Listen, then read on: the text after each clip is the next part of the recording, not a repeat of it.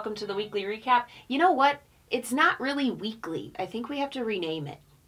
To like monthly? To like monthly or more appropriately when there is something good to discuss. Well, it's just historically this time of year is always kind of like it's this. rough. Yeah. There's not a lot of great stuff going on to talk about. Not a lot of real news. There's little bits that come out, but if you watch a lot of YouTubers, you'll notice that they're stating pretty much at the top of the video that it's not real, it's rumor, it's everything's leaks. Rumor, everything's leaks, nothing is news. Yeah, there's no real substance right now, and that's just the way it is until E3 because people are trying to keep their cards close to their chest. All the companies aren't saying anything, and yet the fans are somehow saying 10 times as much, but it's all suspicions. It's all like drama and controversy. Or drama. Yeah. Or here's what I personally think Microsoft should do with their business to make it better. You know, all that starts surfacing around E3. That's nonstop all year, I think.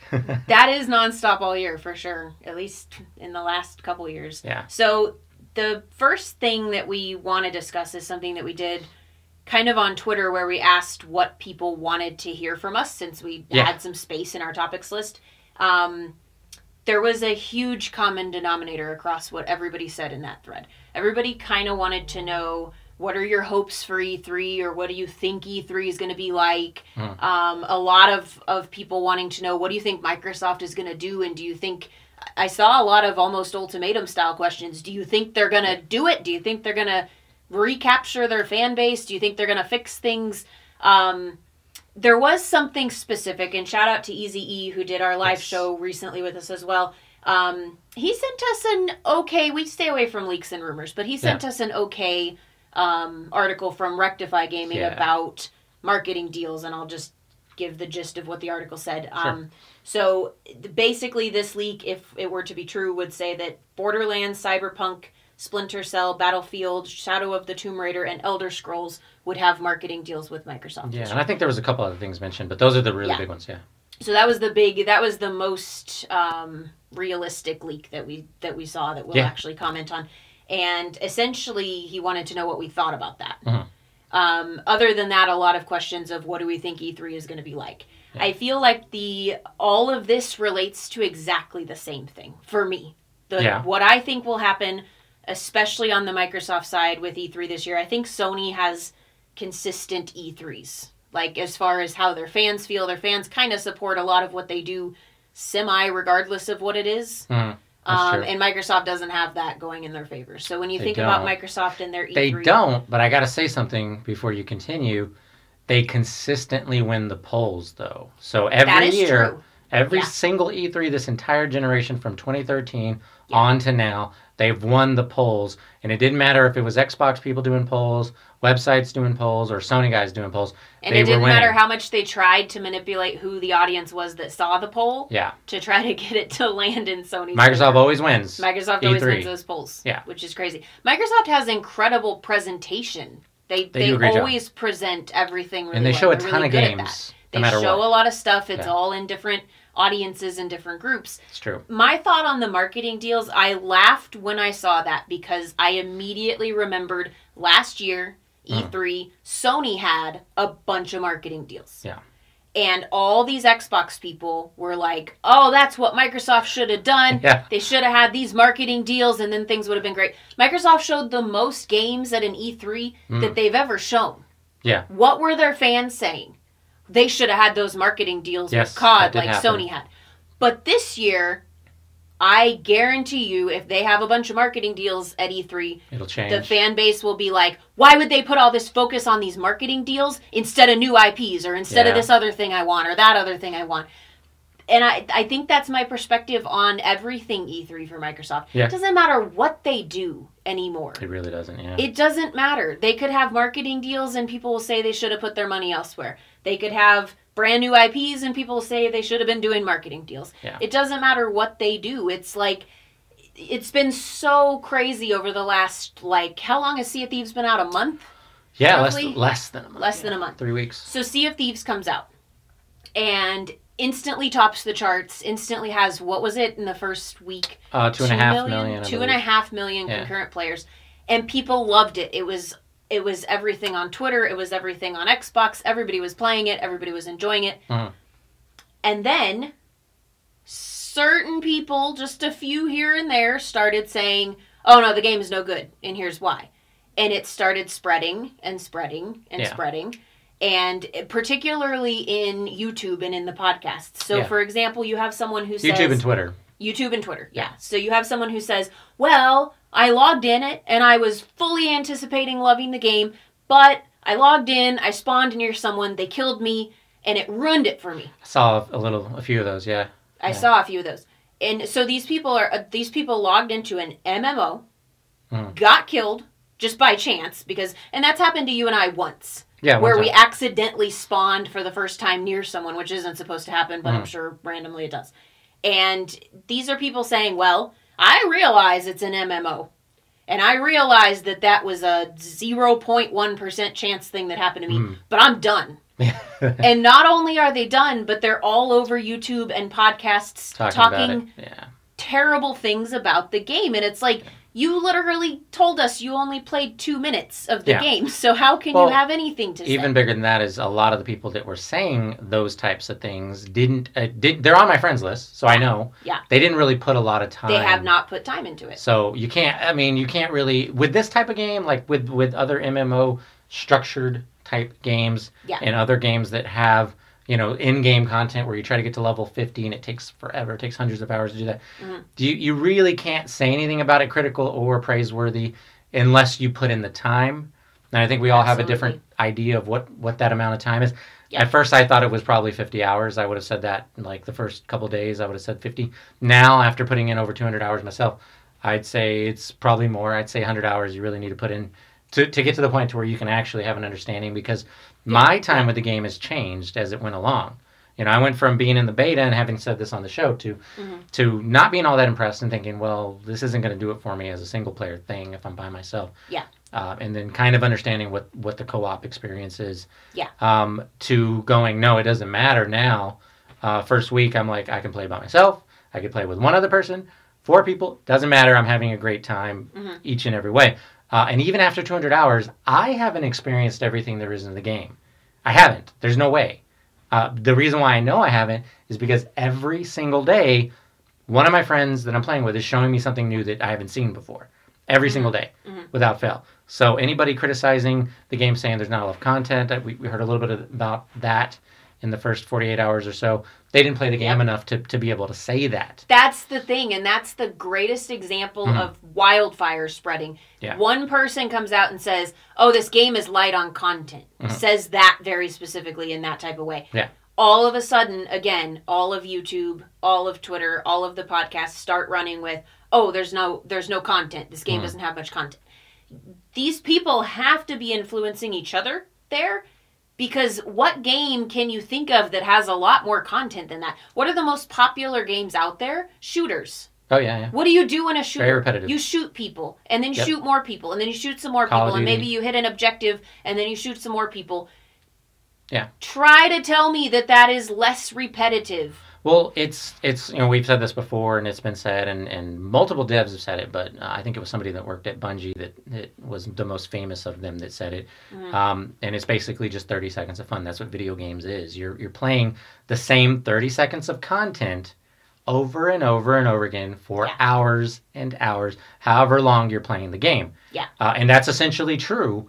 Nowadays, though, you have some things like Sea of Thieves, actually, like Gears of War 4. Gears of War, you can spend hours doing Horde mode and knocking that out. And some of the things that you have to do, because it's ever increasing difficulty, it's longer than 30 seconds.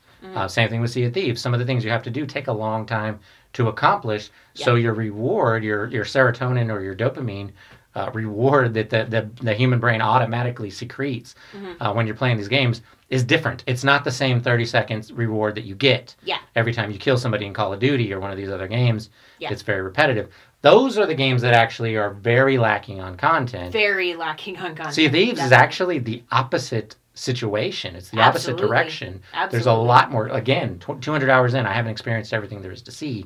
And I won't feel that until I've gotten to Legendary and I've done everything there is to do. And then I can say, I think I've seen everything there is. But yeah, it's the opposite situation. I think that's a good. I've seen a lot of people that I follow call this out, and I've stayed out of the conversations, but I've retweeted it a bunch.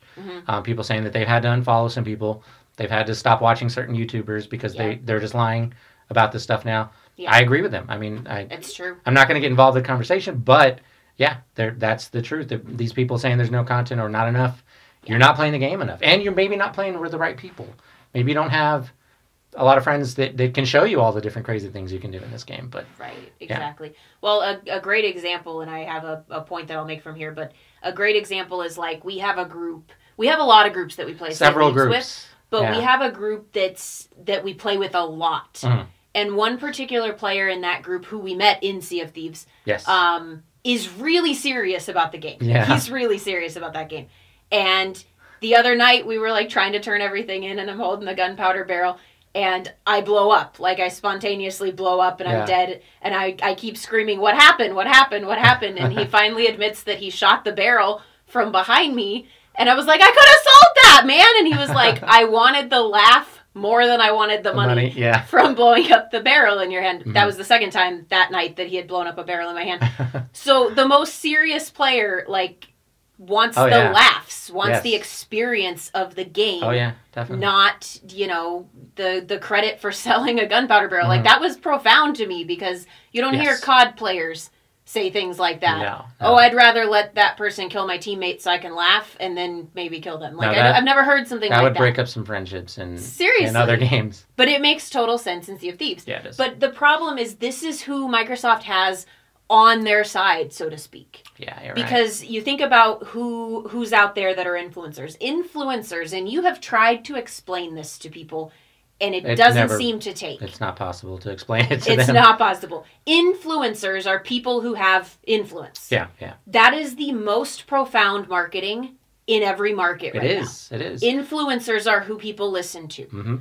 And so if you think of the influencers in gaming, who are the influencers? You've got the sites who are supposed to be in the middle and neutral. They're still the biggest, despite what people say. They're still the biggest. They're the biggest. Then you have, like, basically in gaming, you have, like, the Xbox people, the Xbox podcasters or YouTubers. And then the PlayStation podcasters or YouTubers. And maybe Nintendo has people like that, but I've never heard of such a thing. Maybe I need to get out there more on YouTube. And so you think about these different groups. So you've got the mainstream sites. They intentionally manipulate what they're talking about, how they're talking about it, to influence what people think. Yeah. For a really good example, I noticed one day a while back that suddenly, I mean overnight, Fortnite was the most popular game in the world. Yes. Fortnite Battle Royale had been out for a couple of months at that point. And literally overnight, it became the most talked about game. Yeah. That was the sites being like, you know what, PUBG is getting a little too popular. Yeah.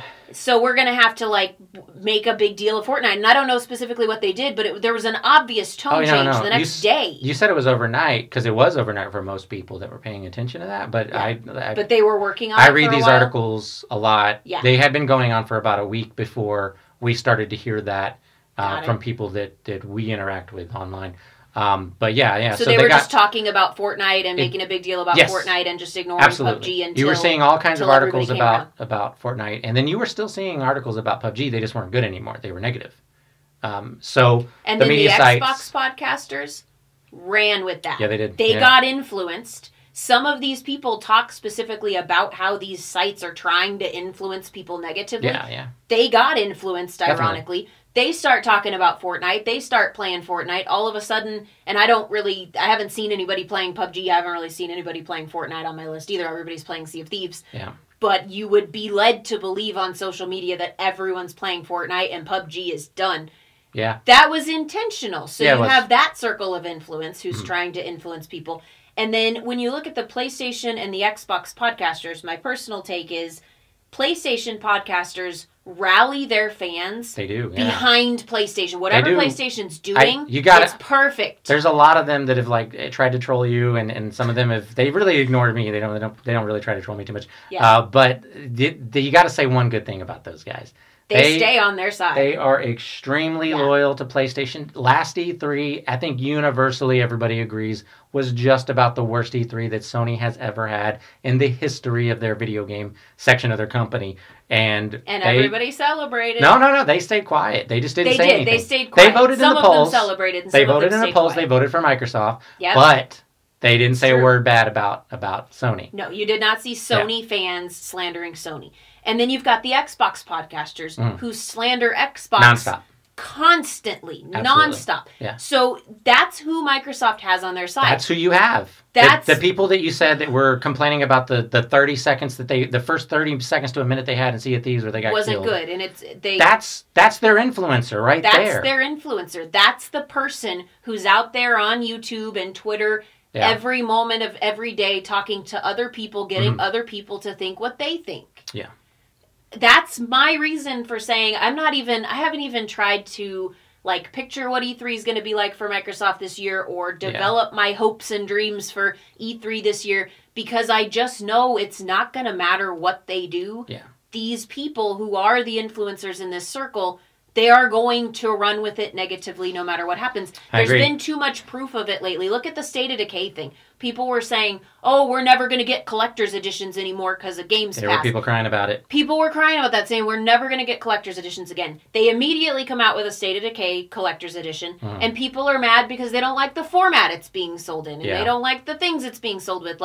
It literally doesn't matter. There's so many different events that happen that I could spell out that show it's not going to matter. People want to be mad at Microsoft. Yes. Doesn't matter what Microsoft does, it's not going to fix. People so I don't even know what E3 is going to look like. I just hope that some of us can enjoy it before the circle of negativity starts evolving. I'll do my best to answer Easy's question on that. So I think they're going to do the thing that they pretty much do every year. They always have a little bit of, this is kind of a marketing deal thing, and that gets bombarded with questions as soon as the show is over from the Jeff Keighley's and the Ryan McCaffreys of the world that are how long is that exclusivity deal? And what does it entail? And when is it coming to PlayStation? And, it's on PC as well, right? So that's going to happen. That always happens. Always. So hopefully the Rectify thing is legit, I guess.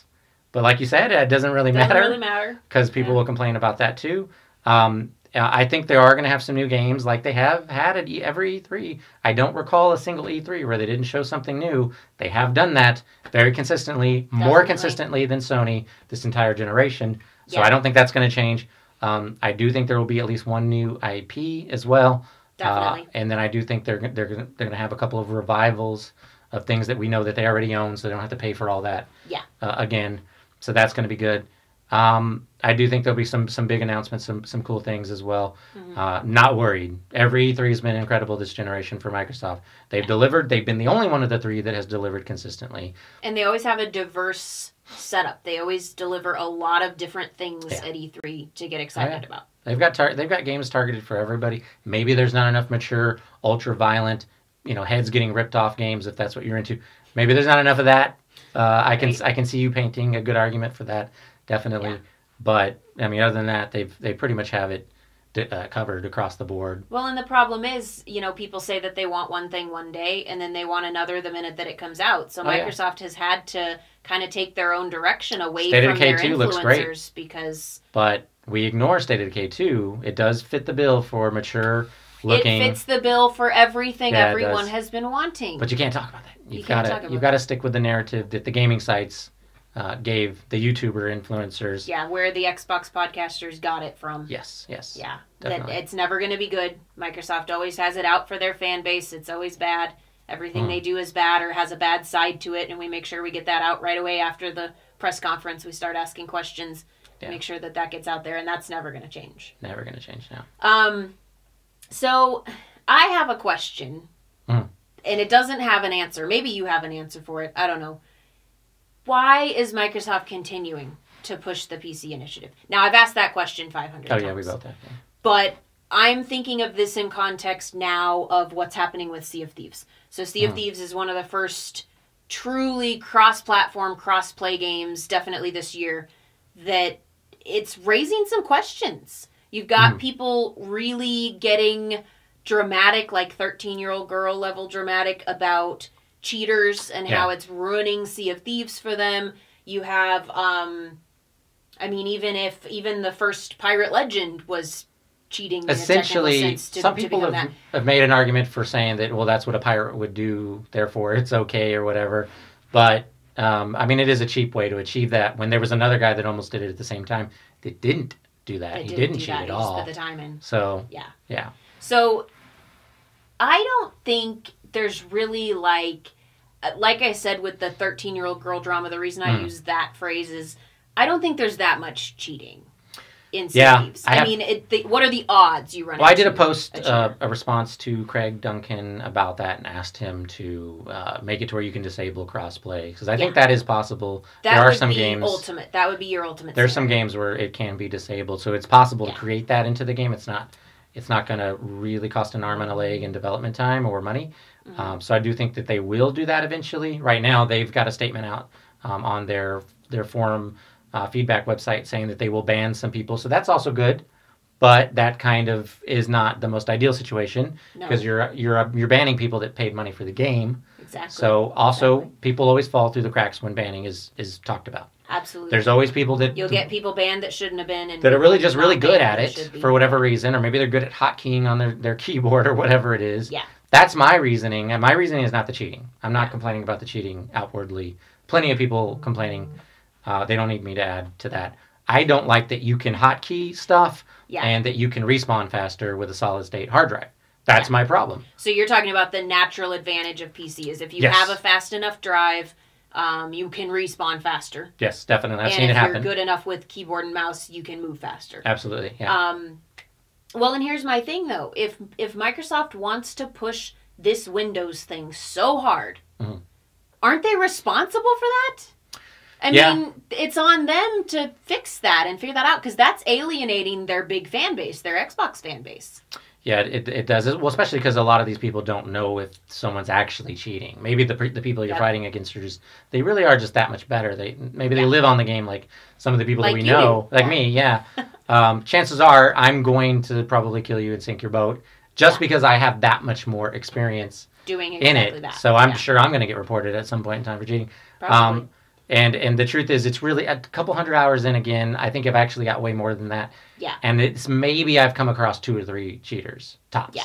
It's not a whole lot. It's really not as bad as I think people want to make it seem. People are exaggerating it because it helps with their narrative about crossplay being so bad. And I'm right there with you. I don't like crossplay. We don't like crossplay either. I got to do a shout out to Free Jack. He's been helping me with some information on some of the actual cheating that he knows about, that he's heard about and found out about. Yeah. And I'm writing up a report that hopefully I can put in front of the right people at some point in time. Yeah. In the future. They may end up banning a bunch of people. I mean, Phil Spencer did stand on stage at the keynote speech and praise a couple of PC guys that run PC gaming companies and say they're doing good by banning 1 million players or whatever it was.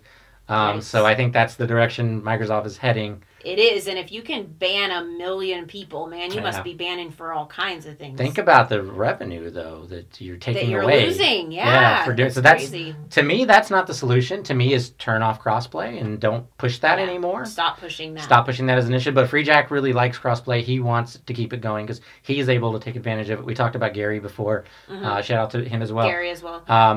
Yeah, I mean, they can take advantage of it. But, I mean, out of all the people we've interacted with in a year now, very few. 2 people we know that really love it and like it. So I hope that they're able to make those 2 happy and everybody else happy that likes it. But give us the option to not have it so that all the little 13-year-old girls that are complaining about cheating, they can, not have to deal with that anymore. They can't complain because then all that the response to them is turn off crossplay. Quit complaining.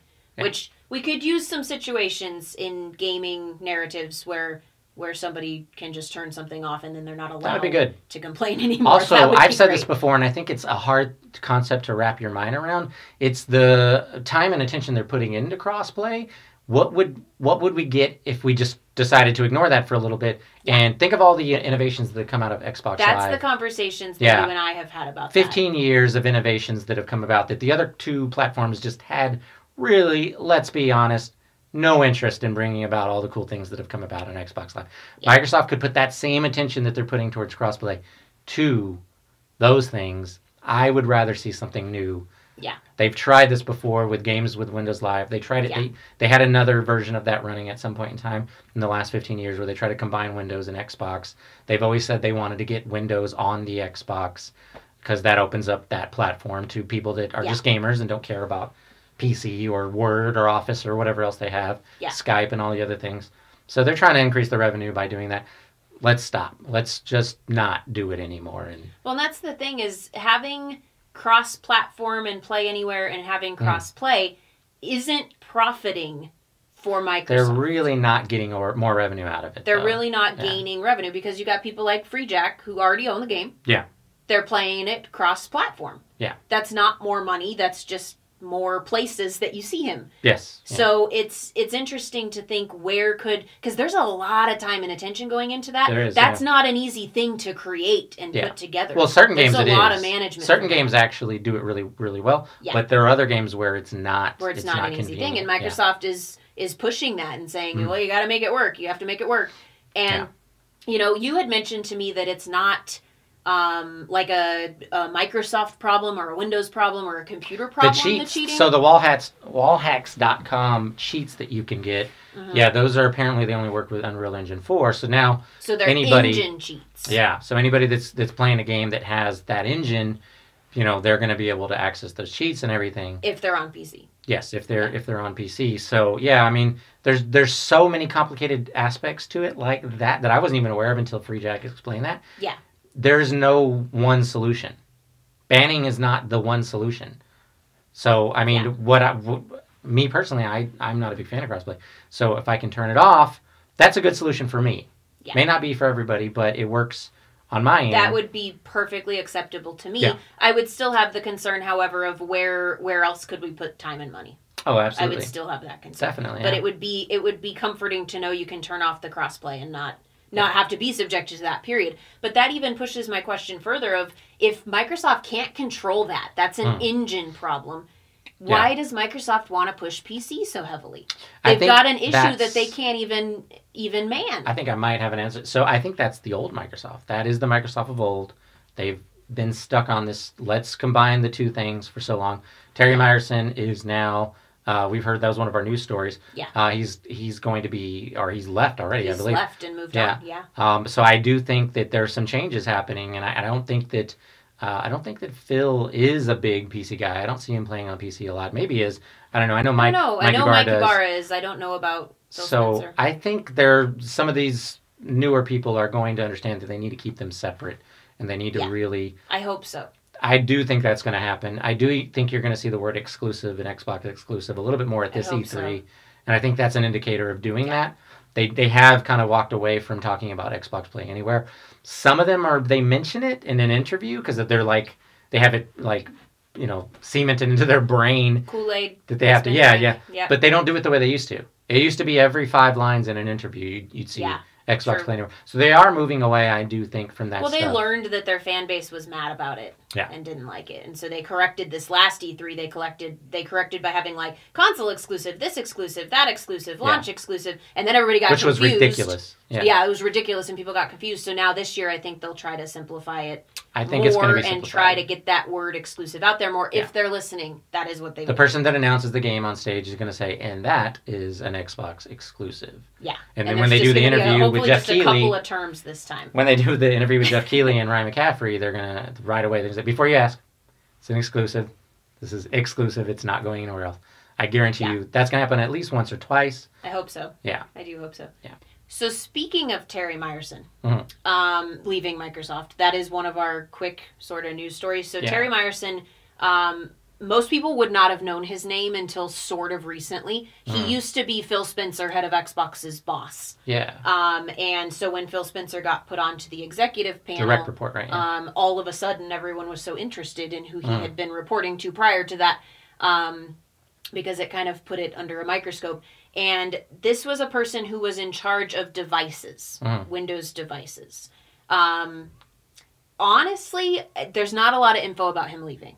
Yeah. All the articles that are out there seem like it wasn't like it was kind of forced. Like, I don't know. It does seem like that. We talked about that a little bit with Sony. Yeah. Almost everybody. Where they kind of push somebody out. Yeah. Very much feels that way. Yeah. So that's the way it reads, because his comment was kind of, I have a mix of emotions as I leave. He never said that he was, again, the thing we always call out with Sony, it just happens more often at Sony, is when they say, I'm going on to a new chapter in my life, but there doesn't appear to be a chapter. There doesn't appear to be an obvious chapter. Like, what is the chapter? Because if you really have something you're going to, you say 30 pages of ellipses instead of chapter starting. Exactly. So that's definitely how this read.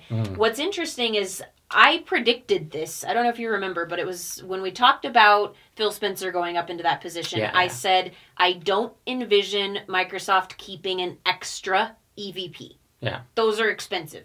So I predicted that they would somehow merge something. And I think I told you that, and you were like, well, how are they going to do that? They can't just get rid of an EVP. And I'm still sitting here like, how did they do that? Because you can't just kick an EVP out the door. It's not 100% clear. But it's not clear. Yeah. They did a good job of reporting it in a way that it doesn't seem like he wanted to move on his own, but it doesn't seem like he didn't. Yeah. And it's kind of up in the air. So that's interesting. So essentially, the extra work from there got dumped onto the Office guy? Existing EVPs, so mainly the Office product group. And that's, again, something we've talked about before, where they'll just sort of redistribute the work to where everybody has a little bit more. Yeah. The focus that Microsoft is pushing right now, besides some of the ones we've already talked about recently, the cloud and those types of things, is AI. Definitely, yeah. So I think it almost became like Terry Myerson aged a little bit too far. It's just Windows, I think. They're looking at. He was part of something that's being limited now to grow to something. The way Windows works now with Windows 10, and it's supposedly being something that's just going to continue on as Windows 10 rather than 11 and 12 and 13 and so on and so forth. You don't really need as much of a focus on it as you do Xbox, or as you do Office, or as you do whatever else. It doesn't need its own EVP to make it run. Yeah. So. Something else interesting that Microsoft has done recently, it's been a while back and it's been on my topics list for a while, is adding party chat to phones. Yeah, they did that recently. Now, that was a smart move, because that, cool. that puts Microsoft into the mobile space when they currently aren't. And we don't know if they're coming out with another Surface phone or when and if they'll be in the mobile space again. Yeah. But it's really interesting that they did that, because it's not, basically like Skype. Yeah, it's not. It's not a traditional thing, but they've got something they're working on. That is cool, because that puts them in. There's got to be a reason for it. It puts them into the mobile market, and you got to wonder, like, for what? Yeah. What are they going to do once they get in the mobile market? But now you could talk to your friend if you're friends with them on Xbox and not use minutes. Like, that's really cool. That is really cool. That is definitely cool. That was a smart move. That's like taking on Apple, which is, you and I have always said that Microsoft doesn't worry about the people and the companies that we think. Yeah. They worry about companies more like Apple and Google and the really, really, really big companies. That's interesting. I'm not saying they could take out Apple, but they're just getting in that space. All they're doing is just giving you more reason to have their services. That's absolutely. They're not going to stop. I referenced this when I talked about why are we putting so much attention on Crossplay. Yeah. Like, there's other cool things like that, what you just mentioned. That are unique. Yeah. And that's what's going for them, is Microsoft is the one who's doing that. 5 more little things like that, incremental little adjustments like that. And you've got somebody that otherwise might have canceled their subscription to Xbox Live. And they're sticking around. Canceling. Yeah. Yeah. So, one last thing. There were a couple of articles. Shout out to Jack Jackal, who always sends me really good articles on Twitter. He sent me 2. One of them, they're both about UK launches. So, Far Cry 5's UK launch was the biggest launch in Far Cry history. Yeah, didn't really well. So that's interesting. And came out at a good time of the year, though, as well. Came out at a good time of the year, right before the chaos that's about to ensue over the next couple months. I have 2 theories as to why Far Cry 5 would be the biggest one. Actually, technically 3. There's, of course, the growth of gaming. Gaming is growing. It has been growing. Tremendously.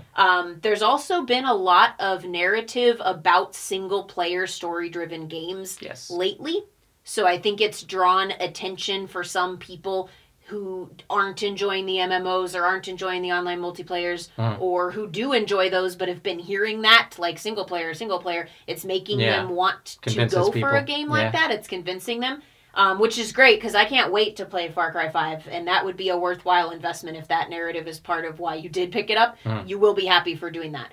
The third reason is I think a lot of people were really excited to see it on the X. Oh yeah, definitely. And I 4K. think you're going to see a lot of that. It's true 4K on the X. Yeah, definitely. So I think you'll start seeing a lot of games sell more because of the X enhancement, and people just want to see it. They want to be part of it. So those who have an X will start buying games that they maybe otherwise wouldn't have, so that they can see it. The other article was that Sea of Thieves was #1 in the UK charts on launch, which makes 2 #1s for Rare, which was Rare Replay in 2015 and Sea of Thieves. In the UK ones, yeah. Yeah, in the UK. So that's really, I mean, obviously, Rare is out of the UK. Yeah. So they're going to be popular there. But what I find funny about that is there's so many people that have so many criticisms about Microsoft Studios and who they have and who they don't have. Rare is like the ultimate acquisition. Like, you want a studio like Rare. And people never even pay attention to Rare. Like, they never even noticed Rare until Sea of Thieves started being announced. Everybody kind of forgot about Rare. Yeah, that's But true. Rare has more capacity than probably any of Microsoft's other first-party studios. And a lot of other first-party studios that they would have more capacity than. Yeah, well, I kind of gravitate more towards Coalition and 343. But, Rare's up there, though. They have a lot of employees. Seeing the video of the offices recently on... inside Xbox, and you're like, wow, Microsoft is paying for all of this. All of that. I always wonder. So nice. I always wonder, like, what the Bungie guys think when they see a video like that. And Seriously. They're like, we left Microsoft to work with Activision in a tiny little cubicle where there's 2 of us. A room and a cubicle in a basement. Yeah, I mean, it's probably not that bad at Activision, but I mean, it can't look as good as Rare, though. That's Rare looks ridiculous. Incredible. The type of stuff they have in their offices and how nice and roomy and. It is, crazy. And you can tell by the way people talk while they're doing interviews. Like, they don't have it rough there. It's nice. They like it a lot, so that's really interesting. Mm-hmm. That's it. Other than a couple shout-outs.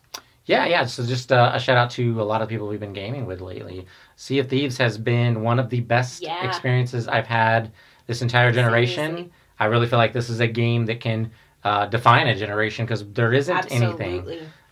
There's been great games this generation. No one's saying otherwise. Yeah. There hasn't been truly innovative games this generation. There hasn't. All they've done is refine and improve upon what we had last generation for most games.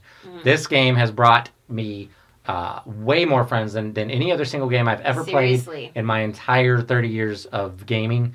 I've never made this many friends on Xbox Live or any platform. It's crazy how many people we've played with. And it's such a fun game to play with different people because your experience is so different every time that you play it. Yeah. So you have some people, before you do shoutouts, you have some people that are very quiet. They don't say a lot, but they're still fun to play with. Yeah. And then you can just relax, and it's just like a really relaxing game. Nobody's saying too much. Yeah, you're just listening to the music and the waves and everything going on in the boat. Sound is incredible in this game, And then you have people that think it's funny to blow up gunpowder barrels in your hand and make a lot of noise and a lot of scene. Tons of ridiculous adventures. You know what? I agreed with a lot of the haters for just a brief moment when they were talking about the griefing that goes on. Yeah. When they're talking about getting into those battles with the people trying to sink you over and over. Well, the more you do that, the better you get at it. Yeah. You get to the point to where you're pretty much unsinkable because you know how to maneuver your ship in a way that they can't counter.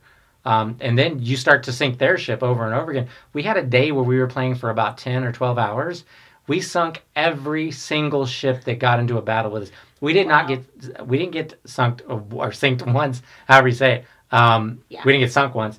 And we took tons of treasure. Some of the people that attacked us had treasure on their boat. Yeah. So then it just floats up to the top of the water. So they attack you and then you get their stuff. Yes, yeah, and we ended up getting more. Well, and that's what's funny about people saying there's like no content in Sea of Thieves. The content, and people have actually made fun of, they've turned around things that Rare has said in interviews to make fun of it, where they say the game is the experience, the actual game. Oh, yeah. It's not about how many mission types there are. It's about all the crazy things that can happen when you go out on a mission type. And some of these people have started mocking that now and making a joke of it. But if you really have hours in the game, and none of the people that are complaining do, you realize that there's, every time you encounter a new ship, there's ways that you can maneuver that they can't hit you with cannons, or they can only hit you in one spot, and you can just stand there and repair it. There's ways that you can make your boat go so fast that you can sail away from somebody if they don't know how to do that. That's the dynamic of the game, is if you learn to drive as well as some of our drivers that we play with, you can't do anything to us. We'll just sail right past you, or we'll flip around and we'll take you down. Like, yeah, I used to feel like it was a waste of time, and we've had a lot of people say that in our party, but it's not. That's actually one of the most fun things you can do now in the game, is sync Which the is ship great, over and over considering again. how many people just play for that. Yeah. And they'll just roll up I on definitely you, have wasted at least 2 hours at a fort. And absolutely. 9 times out of 10, I come away with all the stuff that's in the fort. It's like bidding on eBay. You're like, this is stupid. This is a waste of my time. Or this price is getting too high. But you can't help it. Yeah, it's So kind of like you that. just keep doing it. And you just keep attacking each other. Except this is actually until fun. there's a good result. But this one, if you have learned how to do that well, you have an advantage. Oh, yeah. And it is fun. You have a natural, fair advantage in that you know how to maneuver your ship. You know how to maneuver your cannons. You know how to maneuver your team, whatever it might be. Yeah. I don't know how anybody can say there's no content. Like, they must be just sailing by themselves. I don't ever say it to anybody. because I tried to be careful with my quotes that I put out there. But Operation, who's somebody we were going to shout out, he says it. He calls them fake gamers. There's a lot of fake gamers out there commenting on this game, and they're not really playing it. It's true. It's got to be true. Yeah, I mean, you got to be careful who you follow and who you subscribe to and who you watch if you're going to continue to deal with what Operation calls as fake gamers. That talk about a game they don't have enough hours in. People who talk a lot more about games than play them. Yes, and those are the people that are upset about Sea of Thieves because they put an hour into it and it wasn't enough to get them into the game, which an hour isn't enough to get you into almost any game. Yeah. Oh, even 20 hours. And then but they spend more time talking about it, so then that's the loud voice. That's who you hear because you and I are lost in Sea of Thieves all the time. We're not on Twitter and we're not on YouTube and we're not talking about it. But we're the ones that would have favorable things to say because we have the hours in the game. It's weird to spend 10 hours straight in the game and then turn on Twitter for a moment and see the kind of comments you see. And it's like, this is why we don't interact with these people anymore. Because, I mean, they're not even playing. They don't even know what they're talking about. It's really sad. Yeah. And this is what Microsoft is always going to have going against them, is they put out a perfect, unique, exceptional game that's nothing like anything that's ever been done before. Right. And it takes 2 days for people to start coming up with fake things to say about it before they've actually played it. So, specific shout-outs? Did you want me to do specific? Yeah, go ahead. If we forgot anybody, we are sorry. Knuckles. Yes, I've been playing a lot with him. Sick, a.k.a. James. Operation. Xbox Mike.